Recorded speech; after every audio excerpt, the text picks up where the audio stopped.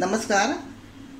झटपट स्वादिष्टमध्ये मी भारती आपले मनापासून स्वागत करते. मी आज तुम्हाला दाखवणार आहे मालवणी पद्धतीतील काळ्या वाटाण्याचं सांबार. काळ्या वाटाण्याचं सांबार आमच्या कोकणामध्ये शुभ कार्यामध्ये बनवलं जातं. जसं दसरा, कोणाचं लग्न कार्य असेल, कुठे पूजा असेल, गोकुळाष्टमी आहे, अशा वेळेला आम्ही हे स्पेशली काळ्या वाटाण्याचं सांबार बनवतो. आता ते आपण आंबोळ्यांसोबतही खातो किंवा कोंबडी वडे जसे म्हणतात तसे तांदळाचे वडे बनवतो. त्या तांदळांच्या वड्याबरोबरही खातो. त्यासाठी लागणारे साहित्य: तेल, कोथिंबीर, काळे वाटाणे हे मी रात्रभर पाण्यात भिजत टाकून हे बघा असे आता मी 3 शिट्ट्या मोठ्या गॅसवर आणि 2 शिट्ट्या बारीक गॅसवर असे मी शिजवून घेतलेत. मालवणी मसाला, मीठ, फोडणीसाठी कांदा, थोडं ओलं खोबरं घेतलं आहे, 1 कांदा भाजण्यासाठी, 10-12 कढीपत्त्याची पानं, आलं आणि लसूण. आता हे मिश्रण मी एकत्रपणे भाजून घेणार आहे. मी तवा आता तापत ठेवला होता. थोडं तेल टाकूया आणि आपल्याला कांदा भाजून घ्यायचा आहे. आम्ही 1 कांदा घेतला होता मध्यम आकाराचा, 10-12 लसणीच्या पाकळ्या आणि 1 इंच आलं. हे आपल्याला थोडं गुलाबी रंग येईपर्यंत परतून घ्यायचं आहे.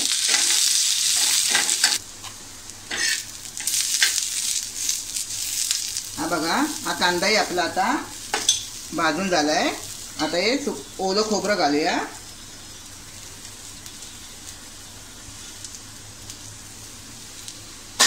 आणि हेही आपण व्यवस्थितपणे असे भाजून घेऊया आणि थंड झाल्यानंतर आपण ते मिक्सरला वाटून घेऊया.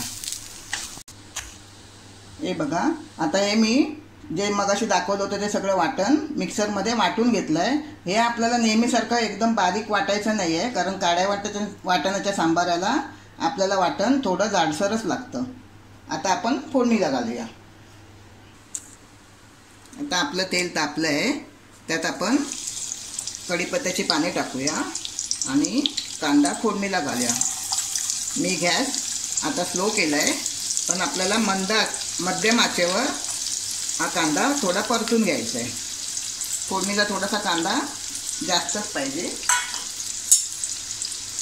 थोडं परतून घेऊया. आता आपला कांदा परतून झाला आहे. त्यात आपण आता 2 चमचे मालवणी मसाला घालूया. माझे 150 ग्रॅम वाटाणे होते म्हणून मी 2 चमचे मसाला घालते. तोही थोडा परतून घेऊया.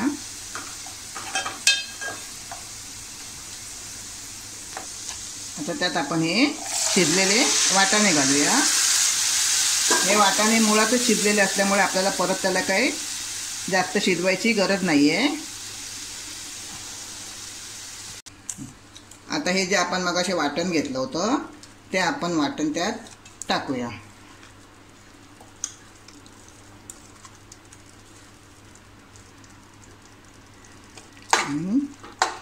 थोडं परतून घेऊया.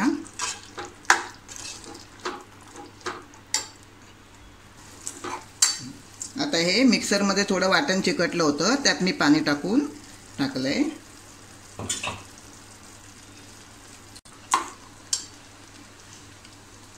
आता आपण थोडं चवीनुसार मीठ टाकूया.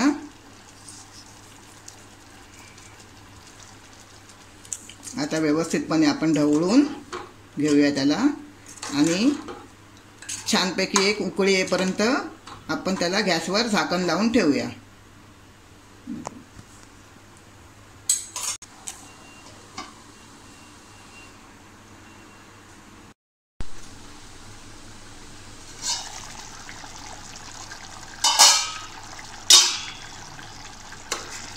बघा, आता आपल्या सांबाराला छानपैकी उकळी आली आहे आणि आता आपले सांबार खाण्यासाठी आपल्यासाठी तयार.